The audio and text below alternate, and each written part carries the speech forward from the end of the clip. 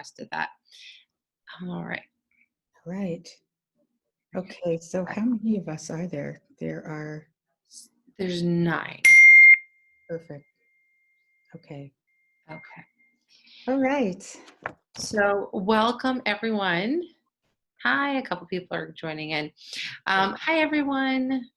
Welcome to the Shomray Youth Committee's parenting lecture. We're really excited to have all of you guys join us tonight to hear from Ciner, the educational consultant who's had decades of experience inside and outside the classroom, mentoring teachers, and she's here tonight to share her wisdom with us on fostering friendships in young children and other essential life skills. So I'm going to turn it over to you, Anne.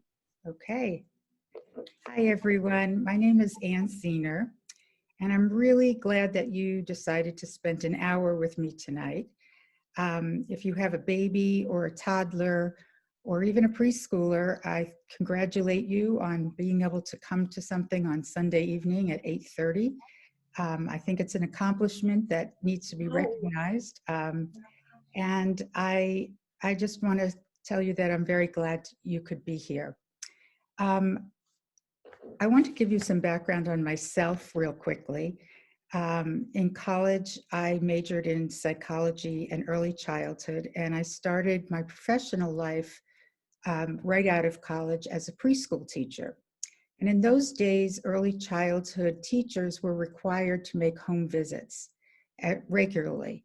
And I soon realized that getting to know the parents and getting to know get a sense of the child's home life gave me a much deeper understanding of each child. And overall, I think it made me a better teacher. It made me a better partner with parents, and it certainly made me a more aware, intentional parent when I became a parent. I began teaching before I had my first child, and I can still remember cringing when I remembered the things that I had said to parents before being a parent myself. It's sometimes easy to think, you're out of college and you know the latest and the greatest, and then all of a sudden afterwards, when you have a child, you kind of say, I can't believe I said that to her. Like, don't worry, it's just a stage. And, with no sensitivity to the fact that that parents have a very vested interest and worry about their kids and need to be able to get a little bit more support than someone telling them not to worry.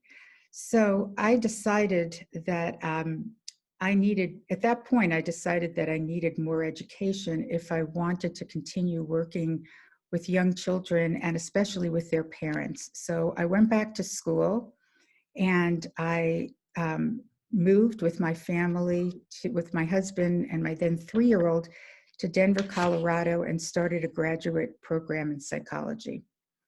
I graduated 6 years later with a Psy.D, and I found myself working in a variety of roles. And I was very drawn to these two fields, one being psychology and the other being early childhood education.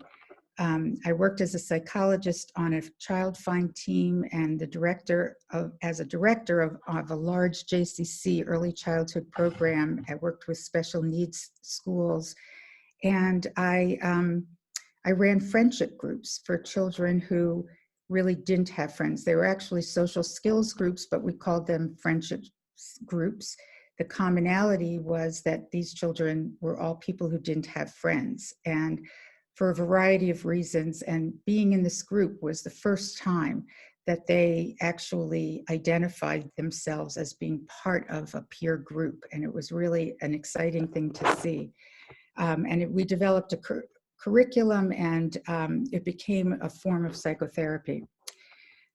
Anyway, I could tell you lots of other things, but all I really want to say at this point is that my love of the early childhood world and psychology remained my focus for many decades.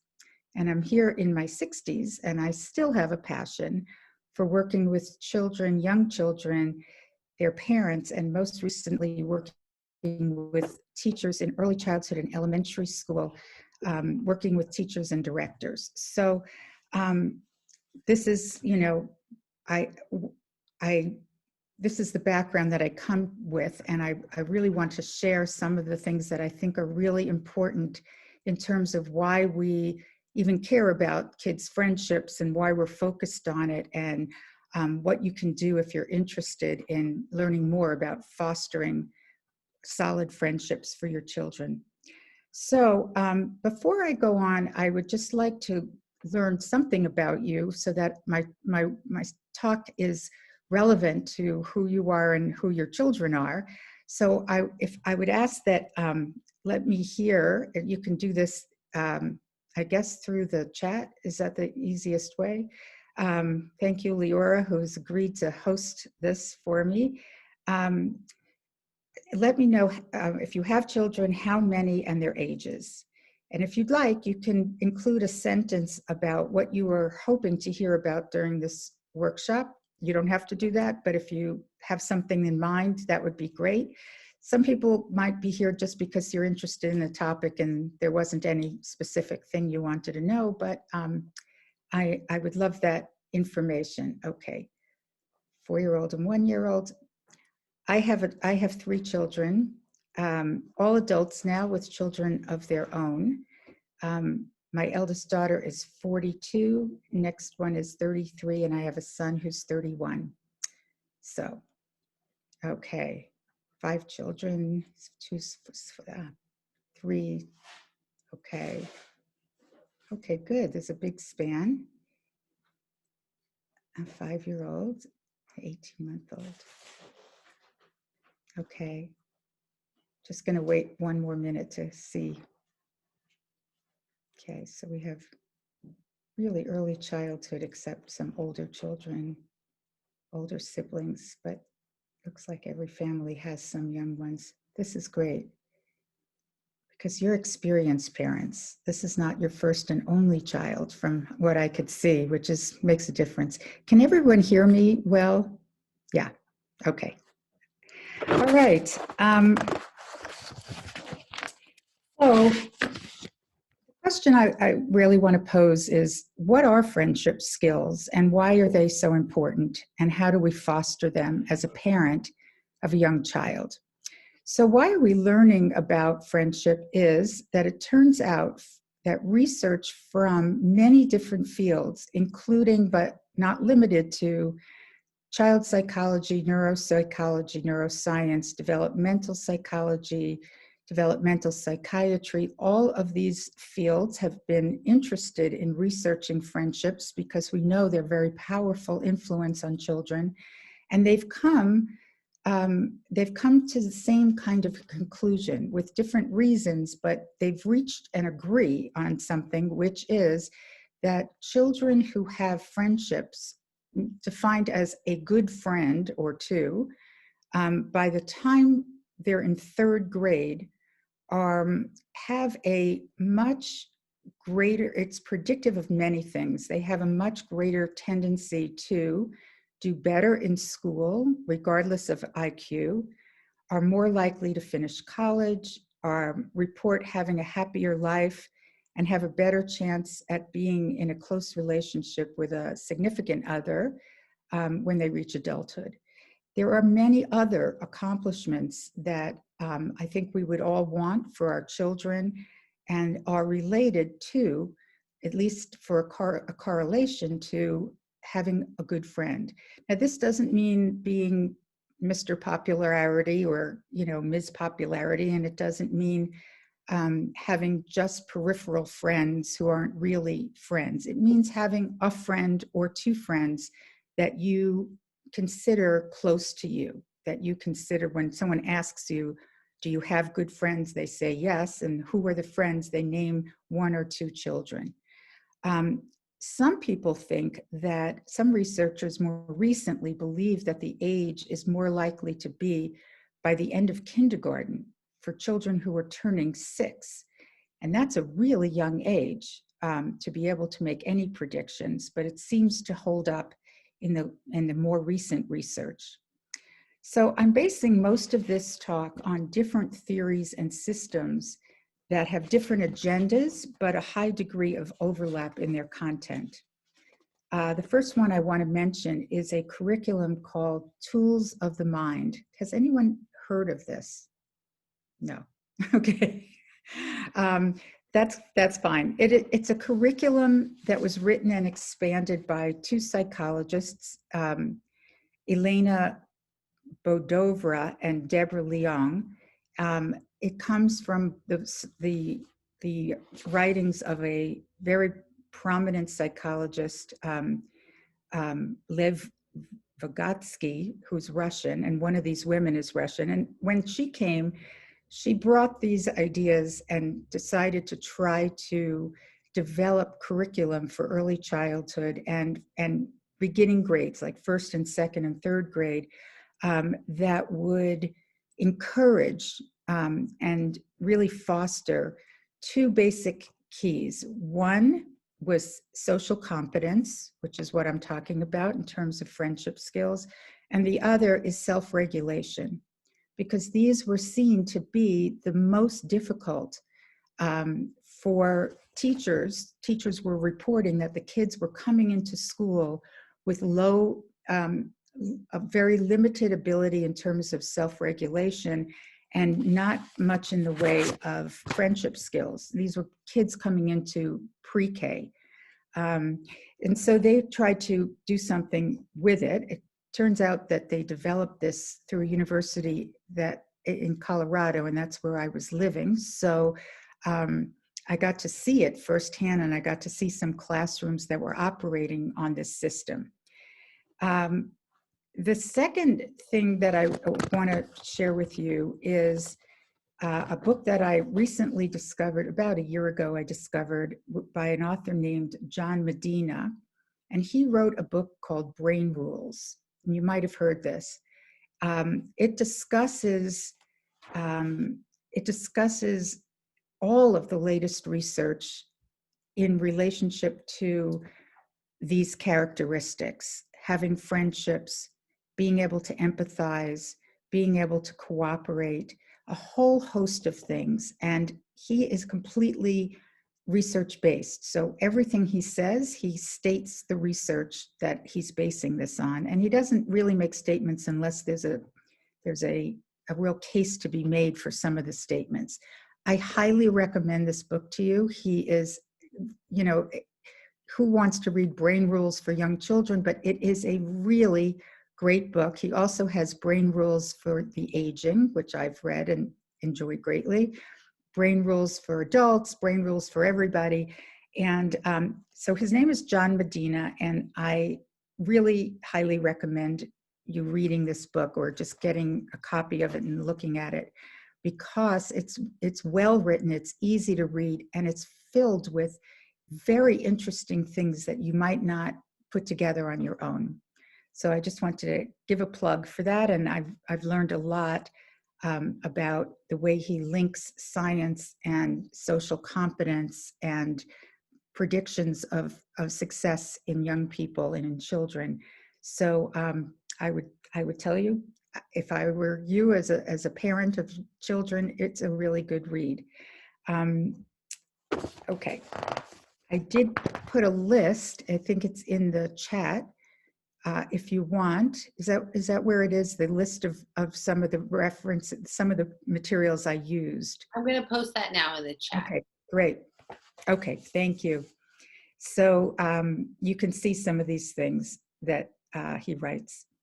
So the other book, briefly, two books. One is called Beyond Behavior Management, the first and second editions. And one more book is called Social and Emotional Development, Connecting Science and Practice. And I really believe that you don't need to read all these books, but I really believe that it really helps to give a context to what a complex skill it is to be a good friend, to have a good friendship, and how worthwhile it is, I think, to be at least acknowledging and tracking some of these skills with our children. We're very used to tracking as parents how they're doing in math and how they're doing in writing and how they're doing in, their reading skills. And I think when we talk to teachers, often that's the kind of report we get, because that's what they they think we most want. It's equally important, I would propose here, that you ask about how they're doing socially and how they're doing emotionally, and whether they can tolerate frustration and whether they can reach out when they need help, what their relationships are like with their teachers.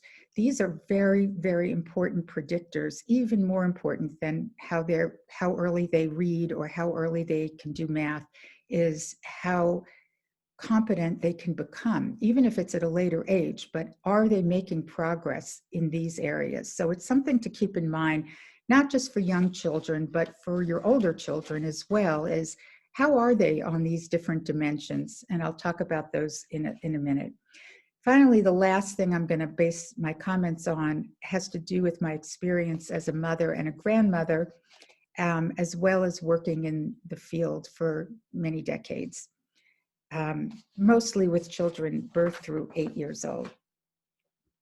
Okay, so if we had more time, I would ask you to come up with a list of 3 characteristics that you would most like to see if you met your child in 25 years. Okay, whatever age they're going to be in 25 years, they're going to be adults, they're going to be young adults. I'm looking, I don't think anybody's going to be more than a young adult. And I guess we could do it, but I'm afraid it might take too much time. So I'm just going to give you some of the qualities that I've heard from other parents.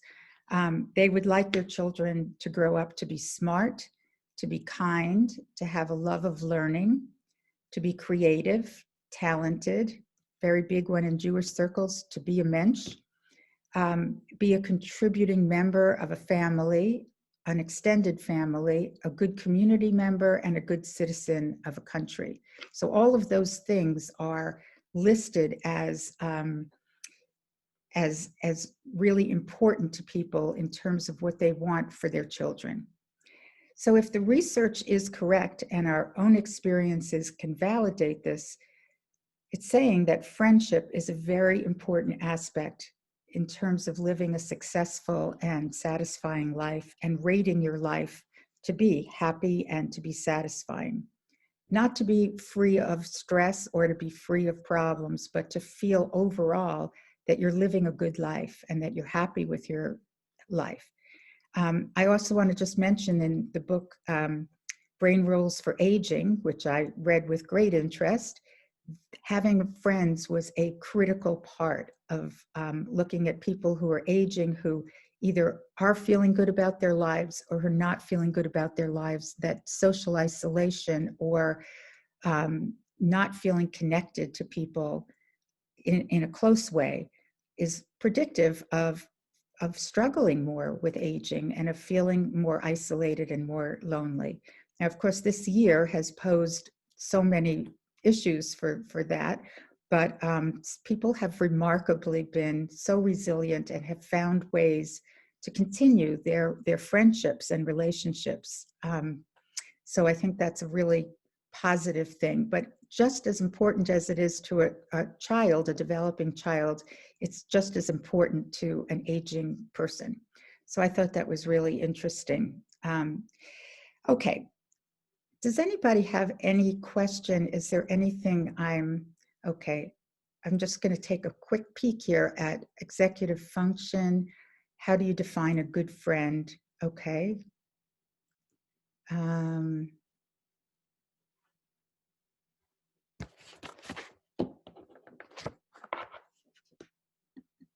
Okay, I'm sorry, it's just taking me a moment. One more second.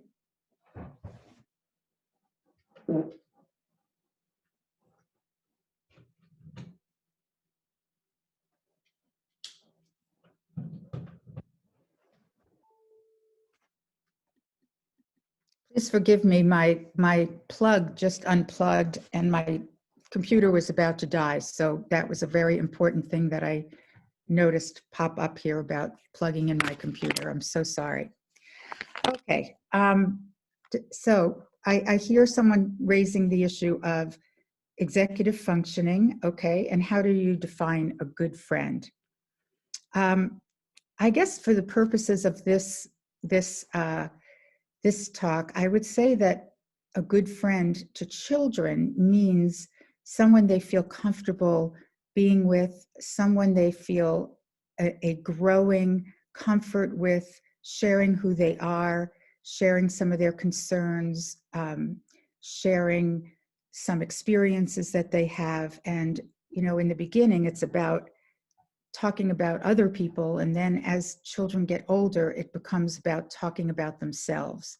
And so if they experience a sense of closeness, a sense of being able to count on somebody in their peer group, I would say that would be my definition of a good friend. I don't know if anybody else has another definition for a good friend, but that's the terms that I think they're using in this research, is children and adolescents who feel like there's somebody out there who gets them, who's a peer, and who cares about them and who's there for them. So that's, you know, that's how it's been defined. Okay. I'm going to focus on the development of social skills, which includes friendship skills as well as other essential life skills. And there are many, many more prerequisites that underlie these. So it's hard to just put them down as a few things, but I'm going to try to do that. And the first one that is mentioned in all of the research, and is a real prerequisite skill, is it's not really a skill, it's a state of being, which is having a strong attachment to adults. So from a child's point of view, the way they might state this is, I have grown-ups in my life who cherish and guide me and keep me safe. And it's not, when I say attachment, I'm not talking about a clinical attachment disorder or something, you know, that's really serious psychological or psychiatric condition. I'm talking about children who just feel day-to-day consistent sense of being close to an adult and feeling cherished by an adult, no matter what happens or how difficult their behavior is at the moment. They feel solid that somebody is still with them, somebody really cares about them. And I want to apply this more to young children, because adolescents and older children have their own thing going on with their parents, and so they might not look at life the same way in terms of what it takes to feel close and attached. Since those are the very tasks they're working on, I think it disqualifies them from defining attachment in this way. So a child's warm and genuine relationships with adults, both within the family and without. State standards in school districts have been saying the same thing, that one of the standards is children trust, interact with, and seek assistance for adults. That's like a state standard for kindergartners, for example. Child will be able to form warm relationships with his or her teachers. That's from Texas kindergarten guidelines. So these things are being recognized as part of an important educational picture. But sometimes I think they don't get the press that we want them to get in terms of the importance. This and to go over this again, this is maybe for a child who you might see an attachment looking a little strained when something big happens to the family, when there's a death in the family, when a new baby is born, even happy events, when the family moves, when relatives come and stay for a while and they're not getting the same level of attention and the same level of nurturance that they're used to getting from one of their parents or both of their parents. Parents can become very distracted for a variety of reasons. Let's say a favorite teacher leaves and the child had a close attachment to that teacher. And that can, unfortunately, that can happen a lot when children are in preschool or in childcare where there's a turnover of teachers. Children need to adapt to the fact that maybe some beloved teacher is now gone and they don't have that source of comfort. So again, you know, maybe parents go away for a couple of days and they leave the child with a loving grandparent, but the child really misses that parent, they can look like a child who doesn't really have that clear sense of attachment. It's a temporary loss and they'll come back to it, but it can be very disturbing and disruptive to young children in particular. So what can we do to increase and provide extra TLC when it's called for? So I think the first thing you might want to do is just picture your child or your children and think, how close am I feeling to each of them? Are each of them feeling close to me or my husband or a close friend or grandparent or somebody in their life? And it's not a judgment. It's not something to blame yourself for. It's just the natural fluctuations that go on in families. And I think it's just worth taking note and saying, maybe I just need to give a little extra TLC to this child because he's had several hard things happen and I've been very busy and I haven't had the chance to check in. So, one way that I've heard, and I know of families that do this, is they have a special time together each night. I know a family of 4 children where each child gets to pick which parent or visiting grandparent they want to have their 15 minutes of special time before they go to sleep.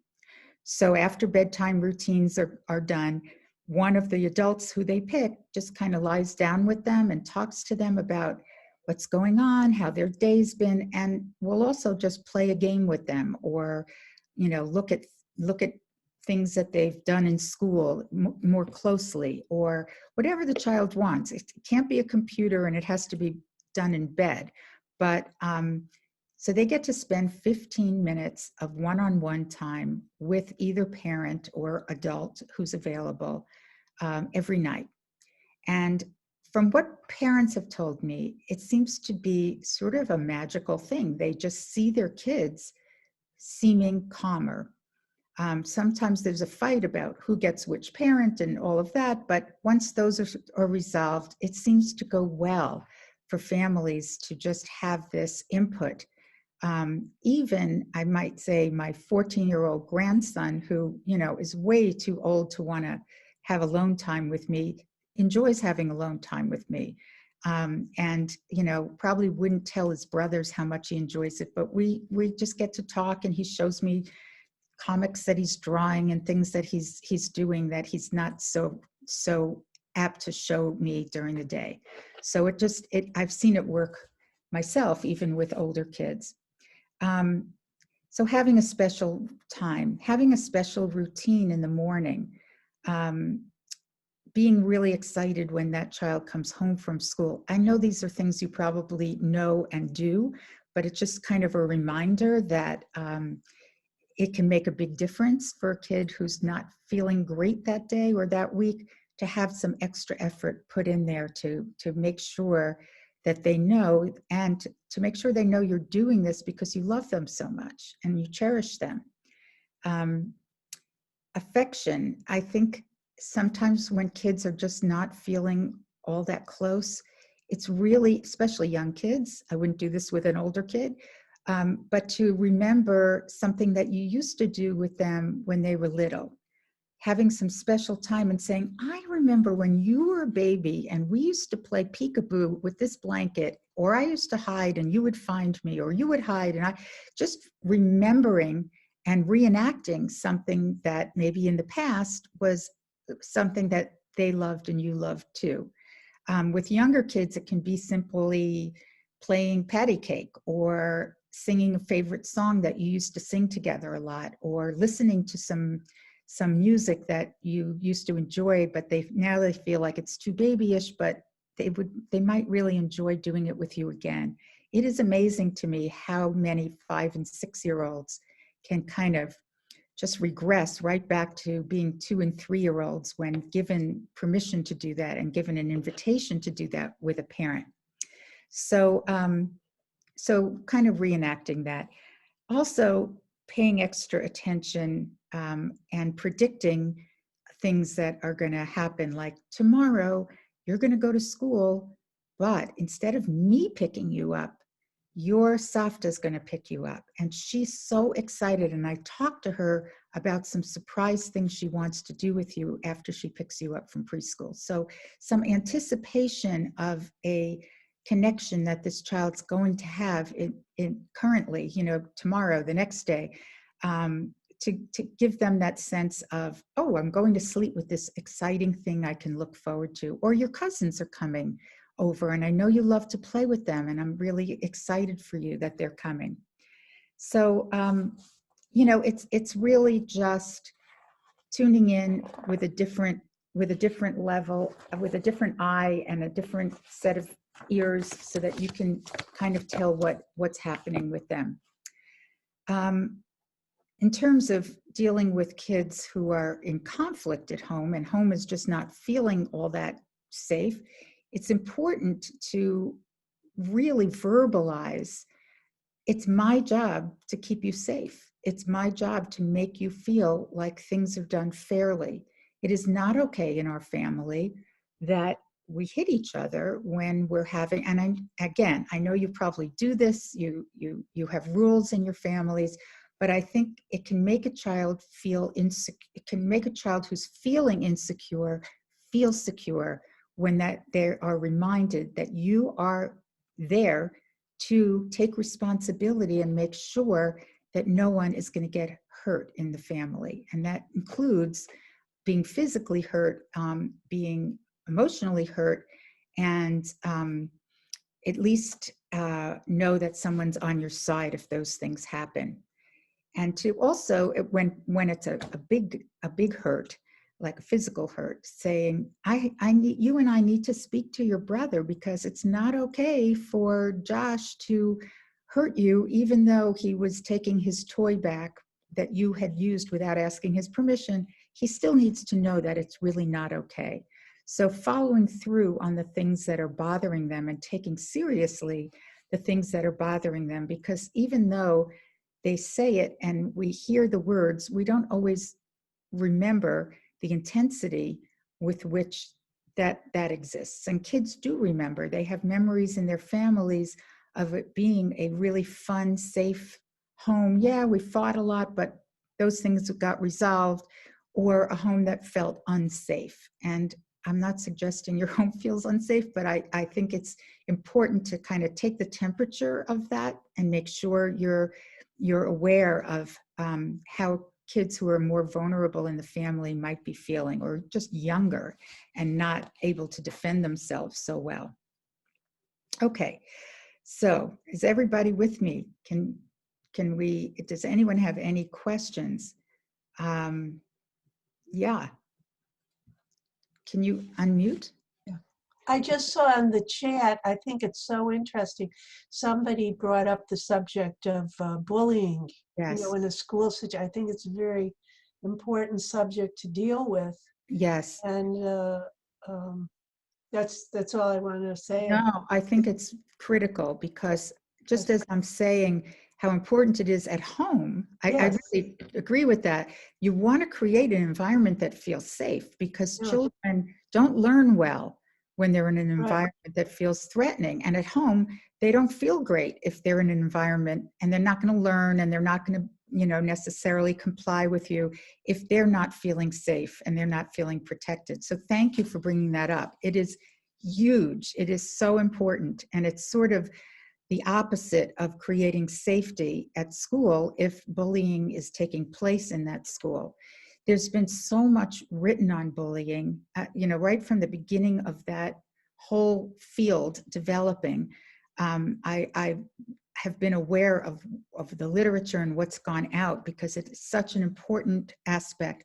It's beyond my ability to speak to now, but it is a super important thing. And if you have a child who's bullying who's being bullied or is the bully, and it's happening in school, it is the responsibility of the school to deal with that in a pretty big way. Most schools have a policy about not allowing that to continue and about getting on top of it before it becomes a huge problem. There are actually programs called Bully Proofing Your School that I've seen implemented throughout districts, large school districts. So there are things that people can be doing on a school level. And as far as being a parent who's experiencing this, I think it's, again, important to get involved and to not just, oh, poo-poo it, maybe he didn't mean it, just stay away from him and kind of minimize it, because that makes kids feel more vulnerable. And it's not a problem for the kid who is being bullied. It is not a problem they can fix on their own.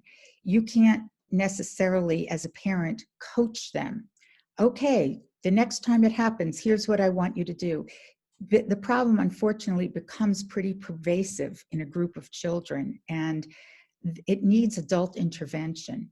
Basically, the kids can't solve it themselves, because they can try a lot of the strategies that you might suggest and still not be able to feel safe from that particular child, if it's a true bullying thing. But I have to say, I'd be surprised if the school didn't want to hear that's happening and didn't want to take some pretty strong action, because I don't think there's an administrator around that doesn't know the dangers, or there shouldn't be an administrator who doesn't understand the dangers of allowing bullying to occur. Now, that's not to say that everything is actual bullying. Kids can be not very kind to each other at certain levels. But if it's true bullying, the child's afraid. They're afraid to go to school. They're afraid of seeing this other child. It needs to be addressed quickly, and it needs to be addressed by an authority adult in that school. So I guess, that's the best I can say as far as protecting your child when they go to school. I wouldn't allow it to happen in my home, and I really would stop it if I saw anything close to it happening, and just say, this is not okay. We don't talk to each other that way. We don't threaten each other that way. I don't know if I'm answering your question, but my sense here is that it's a bigger issue, and it's one that needs to be dealt with as a system, within a system. Does that answer your question at all? Actually, I was just asking it because I saw somebody else. Okay. Oh, no, that's fine. No, I appreciate you bringing that up. But I do think the schools in our area are probably very good at dealing with it, because I think we have some very sensitive administrators. But I think the person was asking, right, on the parent level, how they should handle it. Right. And I think that on a parent level, and I'm sorry, I didn't mean that you were bringing it up for, a situation, but I'm just saying I want to answer the question. Yeah. And this person is saying, thank you. So I hope that means I answered the question. But I think it's very painful as a parent, and it's very important to have support yourself when you go to a school, and when you try to help your child deal with that, and to understand that people can be very unkind. It's not how we want to be. It's not how we treat each other, but that does exist. And those children need to develop some pretty thick skins in some situations. And that's why I think the school has to be involved if it's something that's occurring in the school. But thank you for bringing it to my attention anyway. Okay. So let's just keep going. I think that another important ingredient to children feeling close, children feeling that sense of being understood by us as their parents, is, and this is also supported in the research, everything you read today says the word empathy, empathy, empathy, empathy, until you just are tired of hearing the word empathy. But it is across the board the thing that shows up in scientific research in terms of children feeling safe and attached, is feeling that somebody really understands them. So many of us, I don't think it's just my generation, but many of us did not grow up feeling like there was a lot of empathy. There was understanding, there was trying to help fix the problem, but empathy is sort of a new buzzword that is out there. And many people have naturally, intuitively empathic parenting styles, and that counts as empathy. So it doesn't mean that you need to use these exact words that I'm going to share with you, but it does mean that a child needs to feel like you're hearing them and they're understood, and you know what it feels like to feel like that, to experience that. So when something happens to upset your child, it's important to first describe what you see, guess the emotion, imagine it out loud, and model or make an active plan. So let me give you an example. I see from your face, it looks sad and you have tears on your cheeks. Now, this is talking to a young child. This is not for a 6-year-old. This is for a 3 or 4-year-old or 2-year-old. Maybe, were you just scared of the thunder? I used to get scared of thunder when I was little, and probably right about your age, when I would hear the thunder, I would get very scared. And I would run in to see my mommy just the way you ran in to see me. Is that what happened? And then it's very important to pause and not talk so much that they can't respond, or that you're putting ideas in their head that they're not necessarily feeling. So maybe that was even too long. Cut the words down, but the statement is, I see that you're looking upset and you're not really telling me, but you're crying. So I know that something's bothering you. Could it have been the thunder that was just happening and I was all the way upstairs and you were downstairs? Could that be what made you feel so scared? What can we do to make you feel better? And they have to acknowledge on some level that that's what it was, because you don't want to guess something and then it's not the right thing. But usually, I think as parents, we're pretty good at knowing what happened before to cause the upset. Suggestions like, if they still can't tell you, suggestions like, do you need a hug? Would a hug feel good right now? So it's kind of cutting past any investigating or who started the fight and why are you feeling bad. It goes beyond that, and it's just hearing their feelings in the moment and being present with them, being able to tolerate them. I used to feel like that too, empathizing with them and helping them move on. Would it help to have a hug? Do you feel like reading a book right now? Oh, you want to call your Saba? Let's do that. So I think, gentle little statements of empathy go a long way, especially with upset children. And I've seen teachers use this beautifully in schools. It takes the wind out of the sails of the kid who's fighting when the teacher is really tuning in to why they were picking on the other child and what the other child experienced, and letting them see each other's feelings, sometimes for the first time. Okay. Also, I think not just you providing the empathy, but teaching the empathy to your child is really important. Oh, look at your friend Leah. She's so unhappy there. She isn't playing with you right now. I think she needs to have a doll too. Let's help Leah be able to play dolls with you, because she's not looking so happy right now. And bringing to your child's attention how another person is feeling.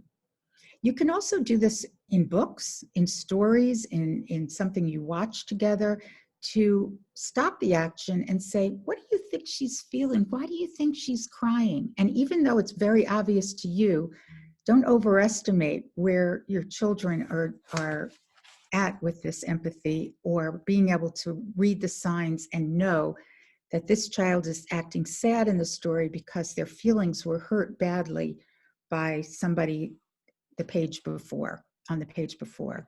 Okay, so I think whenever you have the opportunity, it's also okay to be in a grocery store and, when you leave, say, I wonder why that person was laughing. Something funny must have happened when she was talking on the phone and she just couldn't stop laughing. What do you think it could have been? So, being playful with it too is a great way to teach. Like, we pay attention to what other people are doing and feeling, and we can tell by their words. Maybe we could guess what it is that happened. We could pretend we know what happened. And kids come up with the most creative and funny responses to that. But it's developing an awareness. It's bringing something to their attention. I once had a friend whose child, this is many years ago, and they were one of the first families I knew who was into recycling. And in their home, you would not throw something in the trash. You would say, why aren't you putting that in the recycling? I mean, it was just a given in this family that everybody was recycling. So I remember her being at my house and my daughter throwing something in the trash that we weren't recycling.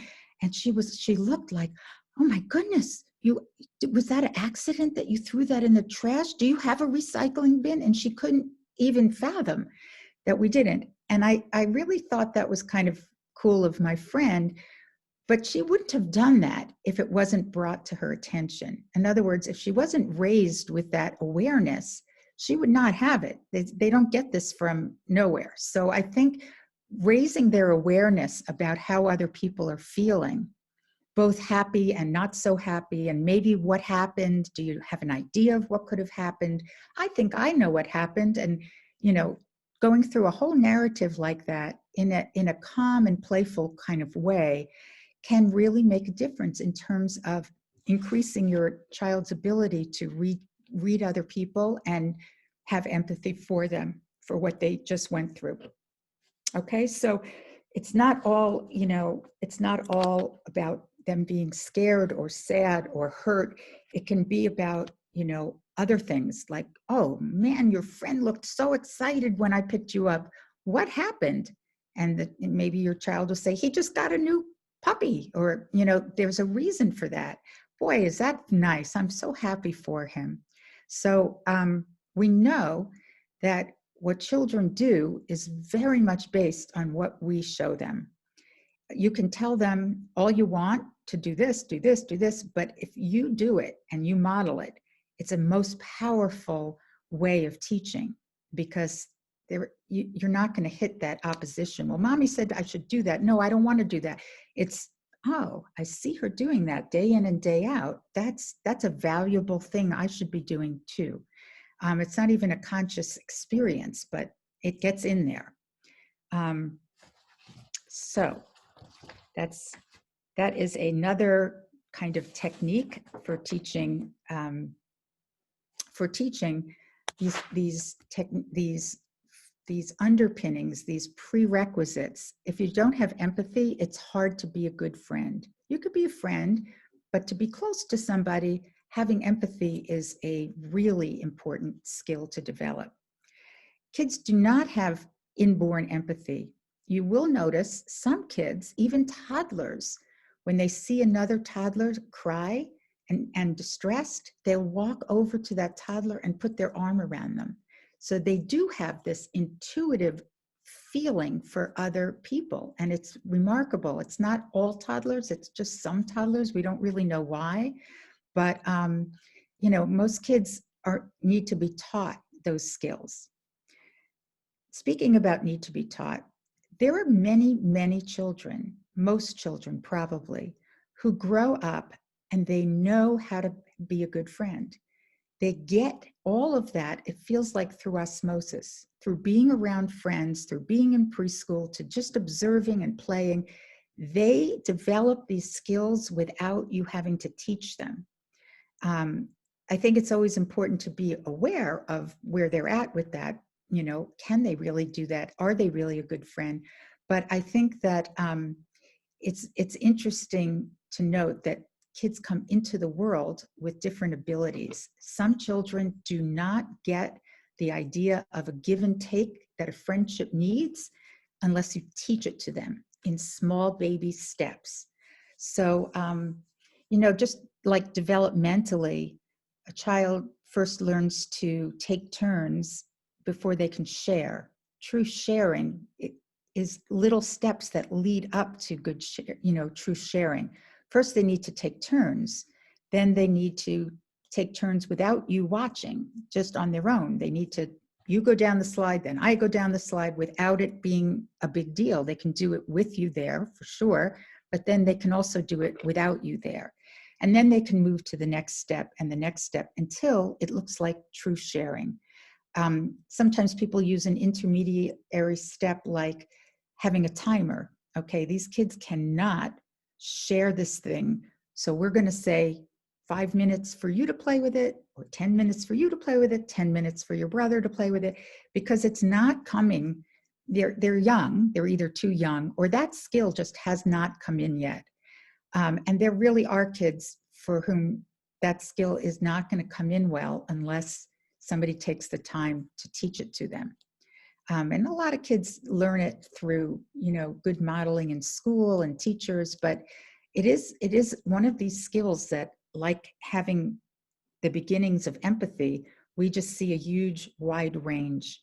My daughter's friendships, that wasn't anything we ever needed to talk about. My son really could not, he didn't understand and could not express himself well enough in terms of language to say the right things in time to be a good friend. And finally, when he would get what they were doing and he would try to join, they were far off onto another play on the playground, and he would miss his opportunity.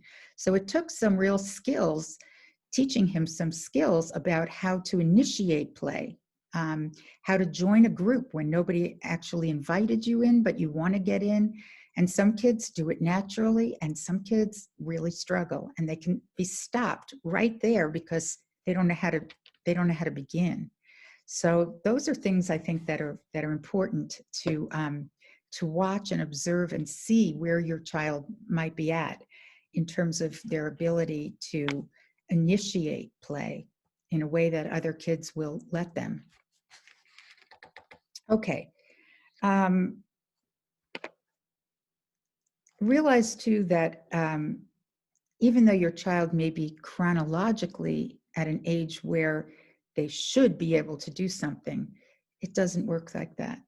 Even if your child is very verbal and very sophisticated in some ways, the child who can tell you a story, they're not speaking sentences, they're speaking paragraphs, right?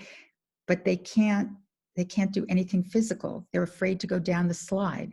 So the development is uneven. This part of their verbal development is super strong, but their motor development, probably a little weak, and so it's that way with all of these skills, and they're all interwoven and they all are connected to each other. So one thing affects the other. It's not like they're separate developmental lines.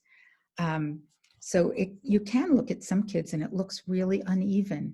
And I think that's more the norm than everything being at the same level and all the maturity just keeps going up and up, and you don't see pretty major differences.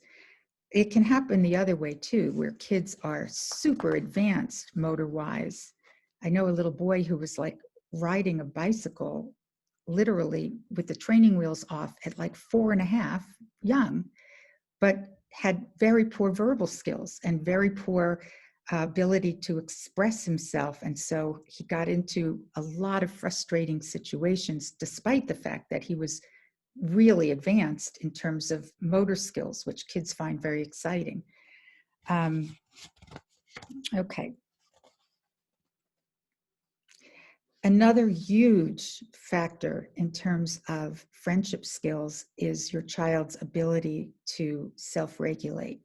And somebody asked earlier about executive skills. These two are related with each other, and it is the ability to delay gratification, to inhibit your action. You see something on the table, mom has said, don't touch that, that's for later.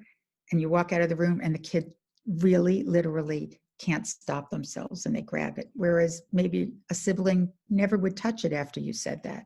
So there's a lot of variability in this self-regulation, ability to reorganize once they have fallen apart.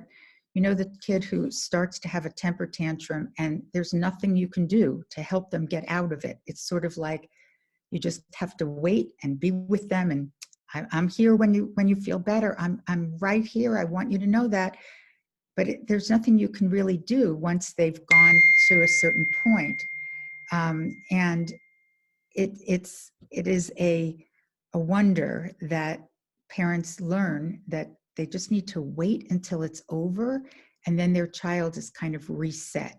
I don't know if you've experienced it, but it is really powerful when you see a kid be so upset one moment and then totally fine once that's kind of run its course. It is sort of like somebody reset them. Most kids, things are more gradual going up and more gradual coming down, but some kids are 1 minute okay, 1 minute in a tantrum, 1 minute out of the tantrum. So self-regulation, a very important topic, and executive functioning. These couldn't be more important in terms of friendship skills, but it is beyond. I mean, we could give a course on executive function and self-regulation. It's very hard to talk about suggestions or tips because it's such a huge, huge issue. And there is so much natural variability in a child's ability to do that. Some kids are late bloomers, but once they get it, they get it.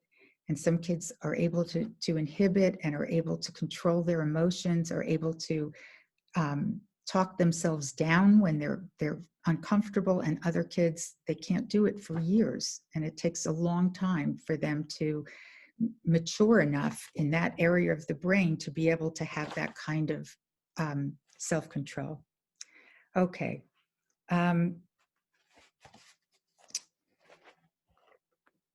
Other ways that you can help is to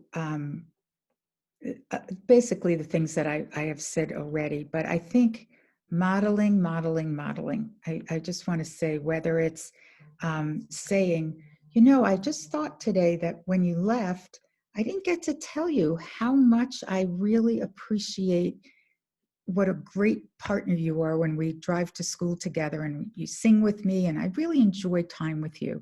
So when you can just out and out tell your child how much they mean to you and how attached you are and how much you cherish them, not in ways that don't feel genuine, but in genuine ways, they will learn from that modeling. And you can hear some of your words in the way they talk to their dolls and the way they talk to their friends or their cousins. You'll hear some of your own words coming out. And you know, it's just evidence that modeling is so important. Okay, so if we have any more questions about this whole area of attachment, a child feeling attached and safe and close. I'm looking at the time and I'm realizing we are getting to be out of time. So I want to go through this very quickly, but I don't want to take up people's time either. So I could put a lot of this down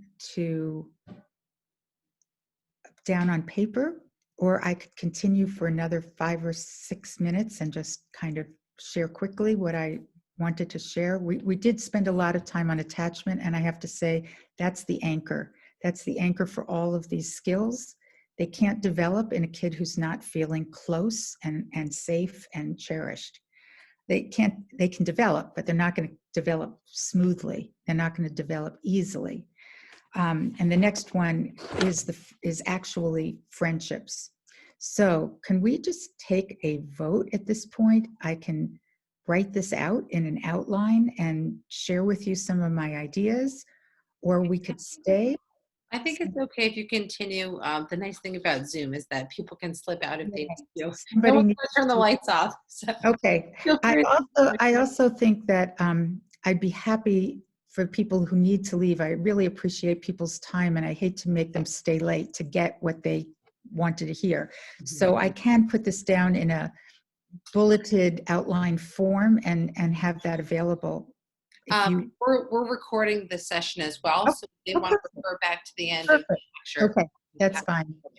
Yeah, I'm not like all that skilled in this way of teaching. I'm always like thinking outlines and, very dated kinds of tools, I'm afraid. Okay.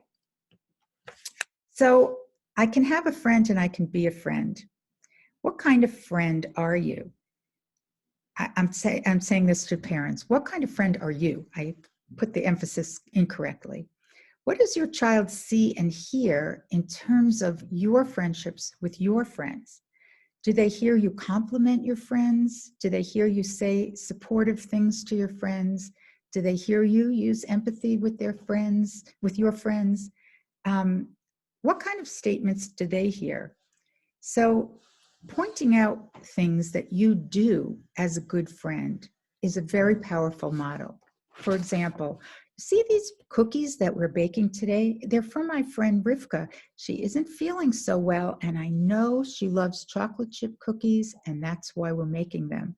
So show what it is to be a good friend. You may make these cookies, deliver them, and this child never knows what you did, why you did it, and you don't get to provide this model. So take advantage of opportunities like that are, that model good friendship skills. Oh, it makes me so happy. I heard today that Rivka's feeling better. Isn't that great? I think our chocolate chip cookies might have helped. So again, what does it mean to be a good friend, and how do you model that? Teaching and bolstering the skill is really okay. And I think part of friendship, one of the most important things that's right there as a prerequisite for friendship, is being able to understand that other people have different thoughts and opinions and feelings than you do. And little kids, I know that sounds so basic, but little kids do not quite understand that they like blue as their favorite color. How could you like green as your favorite color? I like blue. They're so egocentric that it's something they need to learn. Like, oh, isn't that interesting? Everybody in our family loves a different color. That's so fun. We all have different opinions about that. Make conscious things that are not necessarily conscious for them. That it's good. The variety, the diversity makes us an interesting family, that we all love different colors, or that we each have a different animal who's our favorite animal. So I think making it very clear that you appreciate differences in your family. You all have basic rules, you all have basic things that you live by, but it's great to have variety in terms of the way you see the world and the way you experience things you love, things you don't like. This can be around food, this can be around anything, that we respect each other for having different opinions. We don't blame each other, we don't criticize, and everyone doesn't have to be the same. And I think that goes a long way in terms of being a basis for empathy. Is, she's feeling differently than I am. What's she feeling? Well, I could look at her face. I didn't get scared by that, but she did. So again, you're fine-tuning this idea that to be a good friend means to accept the fact that they have different feelings and thoughts and opinions than you do, and that's okay. I don't think they get that. Most kids do not get that intuitively. It's sort of like they have to learn it by, taking a vote, and, oh, more people wanted to go outside, the rest of us didn't want to go outside. I guess people have different opinions. Like they have to learn it in other ways, but you can help them learn it by pointing it out and by appreciating the fact that people have different feelings and opinions about things. Okay, I'm going to go really fast. Okay. This was too long. Okay, some suggestions to foster skills. Find peer mentors, children around your child's age who are not too far, don't live too far away, and not too difficult to invite over for a play date. Easier said than done in the times of coronavirus, but if you have a child who's in your child's peer group and they're seeing them and they've been exposed to them, ask a teacher, who's a good person in the class that would be a great playmate? Or you probably know somebody in the neighborhood or a friend's child who's just maybe a little older or same age, but in terms of their social skills, they may be a little bit more advanced than your child. Somebody who they can learn from, and have them over. Have as many play dates as you can with kids who are reasonable kids and kids who can be a good complement to your child's personality. I don't want to take any more time than I have to, so I'm going to just go really quick.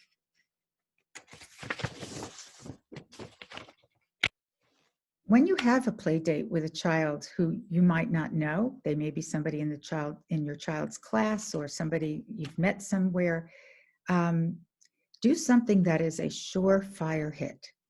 I've made the mistake, and one of my stories that I'm not going to get to tell you is about my son inviting over a friend, and I won't get into the details, but after a while I thought, these guys are doing so well, they're playing so nicely, we had snack and now they're playing quietly, and I didn't realize that my son had gone downstairs and was playing alone in the den while his new friend was in his room playing with his toys, kind of happily because they were new toys. But my son had absolutely no idea how to have a guest. Even though we talked about it, we practiced it, we put away toys he didn't want to share, we really walked through it. It was just kind of a funny thing for me that I way overestimated their ability to just play and me to kind of fade into the background.